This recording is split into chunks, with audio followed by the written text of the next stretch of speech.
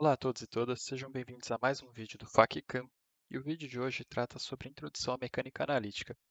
Só vale ressaltar aqui que rigorosamente o primeiro vídeo do princípio dos trabalhos virtuais já trata desse tema, mas aqui a gente vai abordar mais os conceitos associados à mecânica analítica. Alguns deles já poderiam até ter sido usados para trabalhar no conceito do PTV, mas aqui um vídeo só dedicado a eles é importante para a gente conseguir fixar bem. Então, o primeiro conceito é o de grau de liberdade.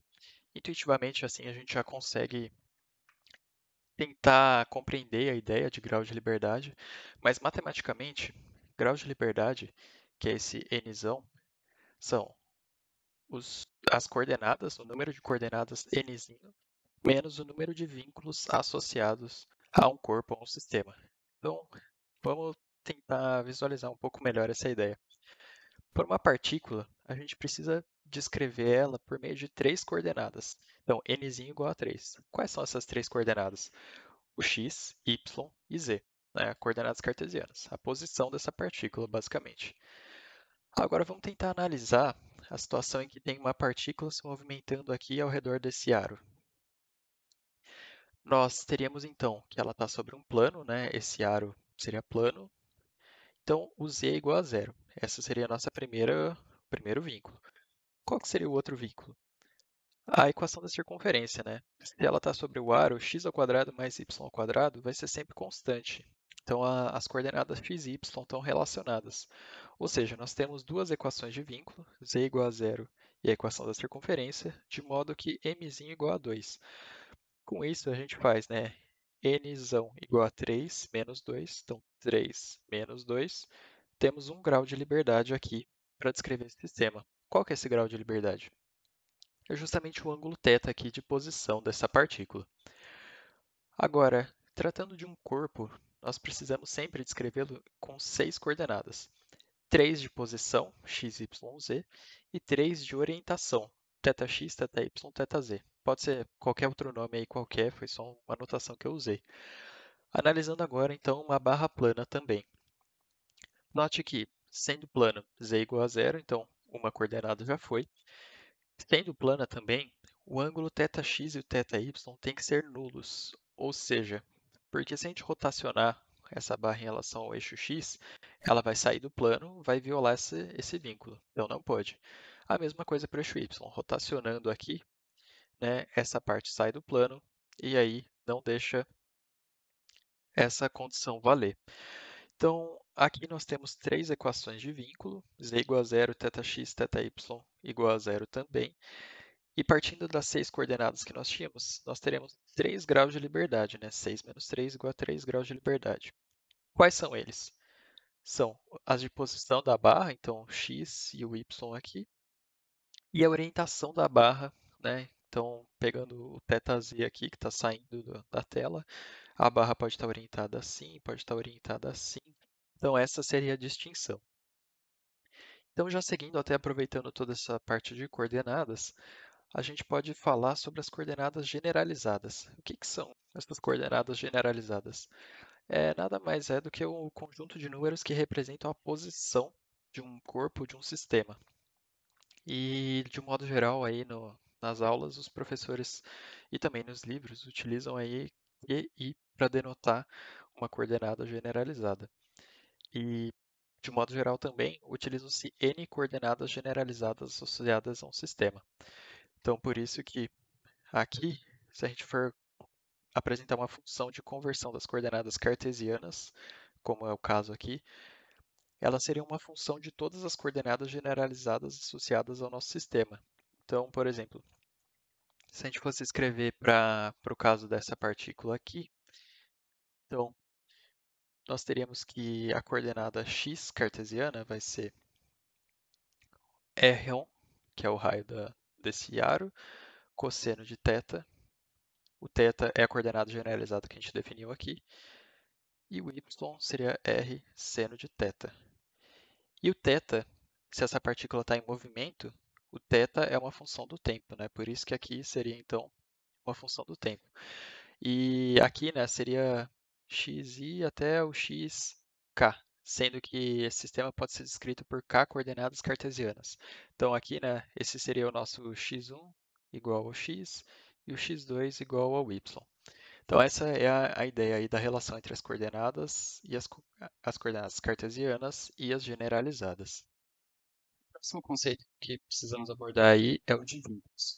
A gente já deu uma discutida ali no primeiro exemplo, que são vínculos, mas de uma forma mais intuitiva. Agora a gente pode distinguir entre vínculos holônimos e não holônimos. O que são vínculos holônimos? São aqueles que permitem que a gente escreva equações vinculares da forma πj, indo da coordenada q até a qn em função do tempo. Sim, então a equação vincular depende apenas do... A equação vincular, ela é função apenas das coordenadas generalizadas e do tempo, né? E ao passo que os não holônimos, a característica deles é de que a gente não consegue expressar nessa forma aqui as equações vinculares. Por quê? Porque eles dependem de relações diferenciais, né, das coordenadas generalizadas, ou seja, então pode depender aí de um dqi dt, e ou também, né, de qualquer outra relação diferencial das coordenadas, mas o ponto é que a gente não consegue integrar essas relações vinculares. Então, as equações vinculares de vínculos não holônimos não podem ser integradas. Nesse curso, todos não se preocupem com essa distinção, é importante saber apenas a definição. Isso, é importante saber apenas a definição, mas não a distinção formal a ponto de você precisar realizar um exercício, porque os vínculos não holônimos não são abordados em nenhum exercício, a gente só sempre trata de holônimos mesmo. Então elas não podem ser integradas. Esse é o ponto. Então, o próximo conceito aí seria o das forças generalizadas. Por que eles são importantes? Sempre na dedução da equação de Lagrange ou até no próprio desenvolvimento, a gente vai precisar tratar das forças generalizadas, não mais das forças puras, digamos assim, né, em função das coordenadas cartesianas. Bom, então, as forças generalizadas, elas são uma, uma conversão de coordenadas, né? Então, a gente precisa, se a gente tem uma força F, J, que está sendo aplicada a uma coordenada cartesiana,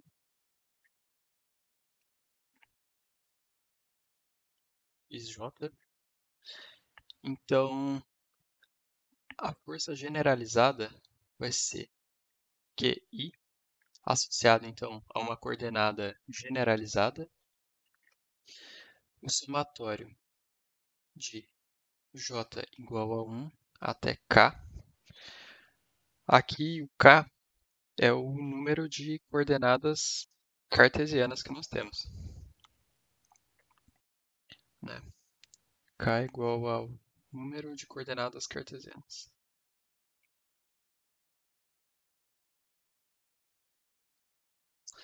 Certo? Então, somatório de J igual a 1 até K do Fj, a derivada parcial de xj em relação à coordenada generalizada QI. E se a gente lembrar, né, nós temos sempre aqui na nossa análise n coordenadas generalizadas. Portanto, I vai de 1 até n. Então, essa expressão, sempre que a gente quiser, então, a força generalizada associada a uma coordenada generalizada, nós temos que fazer esse procedimento aqui. Então, derivar parcialmente a coordenada cartesiana J em relação à coordenada generalizada QI, que a gente quer analisar a força generalizada, e somar todos os componentes aí dessas forças cartesianas. Então, esse é o procedimento. E, bom, qual que é o passo mais importante aqui associado a isso? É porque essas forças generalizadas, assim como gente viu lá em física 2, elas podem ser associadas a funções potenciais desde que elas sejam conservativas. Então, se for conservativa, a gente consegue escrever essas forças na forma Q I igual a menos a derivada parcial da função de energia potencial em relação a essa coordenada cartesiana aqui. E isso vai ser bem útil, é útil no desenvolvimento, na própria dedução da equação de Lagrange, mas é útil também caso a gente tenha algumas forças que não conseguimos determinar diretamente qual é a conversão assim, né, para a coordenada cartesiana. Então, para escrever isso aqui na equação de Lagrange, fica mais fácil, às vezes é mais conveniente. Por fim, a gente já está cada vez mais próximo das equações de Lagrange. Eu acho que vale a pena deduzir todo o procedimento que faz com que a gente chegue nas equações de Lagrange, mas é importante citar dois princípios que são bastante úteis aí, principalmente para a própria demonstração das equações de Lagrange, que são o princípio de D'Alembert e o princípio também de Hamilton. Então, o princípio de D'Alembert, eu só vou passar a definição aqui porque talvez uma análise teórica seja mais interessante. Então, o princípio de D'Alembert, o que é bem importante dele é que ele é uma generalização do PTV. O PTV a gente estava sempre falando de caso estático. Então, o princípio de D'Alembert ele vai pegar esse PTV do caso estático e vai generalizar para o caso dinâmico. É uma generalização do PTV para o caso dinâmico. Então, essa é a único ponto assim. Dificilmente é, assim, tem uma questão falando sobre o princípio de D'Alembert, o PTV, que é cobrado assim no caso estático, mas é interessante caso tenha aí uma curiosidade, dar uma olhada no desenvolvimento. Ele depende sempre aí das variações de coordenada, né? Delta R, delta θ. Só que agora vai levar em conta também as acelerações angulares e as acelerações de translação do corpo também. E o princípio de Hamilton é um balanço de energia. Então, é simplesmente aí um balanço energético que vai levar em conta essa variação de energia cinética, o trabalho realizado, em função das coordenadas generalizadas. Só um balanço energético. Essa é a ideia por trás desses dois conceitos, né? Vale a pena aprofundar muito, porque o ponto mais importante agora seria efetivamente entrar nas equações de Lagrange. Então, acredito que todos os professores aí deduzam passo a passo todas as equações de Lagrange, todas as equações não, né? Todas as passagens até chegar na equação de Lagrange. Mas, então vamos analisar essa equação da forma um pouco mais direta, assim, né? Só nos resultados. Então, essa é a expressão da equação de Lagrange, a expressão mais usual, delta L, delta QI, igual às forças não conservativas generalizadas I. Então, o primeiro ponto que a gente tem que ressaltar é que para um sistema de n coordenadas generalizadas, a gente vai ter n equações de Lagrange. Então, se nós temos, por exemplo, aqui No caso dessa partícula, nós teremos uma equação de Lagrange que vai depender da coordenada θ. Se a gente fosse escrever para esse corpo aqui, seriam 3 já. Então, por isso, muitas vezes a equação de Lagrange está associada a uma abordagem numérica de resolução. Ou seja, os exercícios dificilmente vão falar para você resolver a equação de Lagrange, porque são equações diferenciais, muitas vezes um sistema de equações diferenciais que não são facilmente resolvíveis assim à mão. E, além disso, caso seja peça para resolver, vai ser aí uma equação mais simples, como por exemplo de um MHS, uma coisa desse tipo. Mas, pelo menos no escopo dessa disciplina, é bem difícil que isso aconteça. Então, essa é a forma mais consagrada aí da equação. Lembrando aqui, né, que a função L vai ser a energia cinética menos a potencial no sistema. Então, aqui, né, com isso a gente pode reescrever essa equação de algumas formas. Então, só discutindo um pouco mais a fundo essa questão das outras formas da equação, para visualizar, né, as outras formas de escrever. Então, é importante lembrar que essas aqui são as forças generalizadas não conservativas, mas que as forças generalizadas associadas a esse sistema, se a gente retomar, né, essa equação que escrevemos aqui, então elas são as forças não conservativas menos a derivada parcial da energia potencial em relação à coordenada generalizada QI. Então, por quê? Porque essa aqui já é uma forma mais simplificada de escrever a equação que surge justamente disso aqui. Ou seja, outra forma de escrever essa equação provém aqui desse fato. Outra coisa importante de se ressaltar é que a função V, a energia potencial, não é função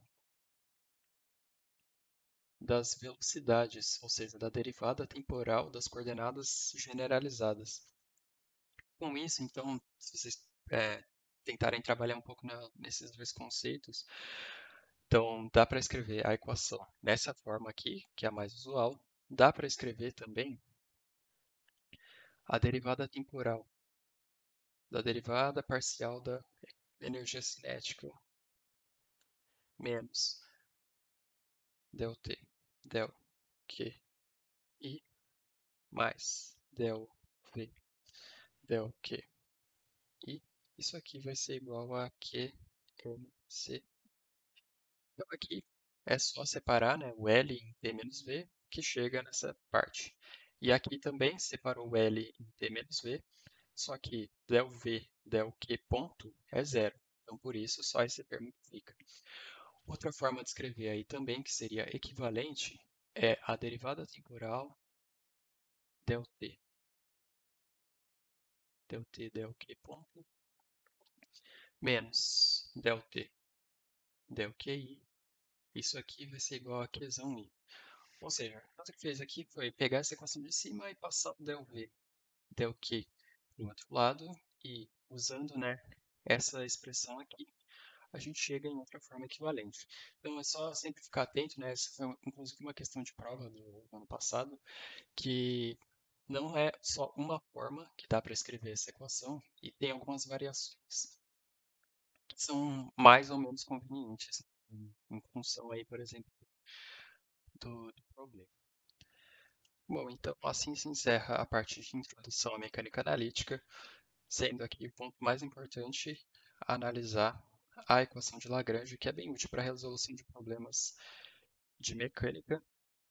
E falta só analisar, então, como funciona, né, essas forças não conservativas e também a linearização, que aí será abordado no próximo tema. Bom, até mais.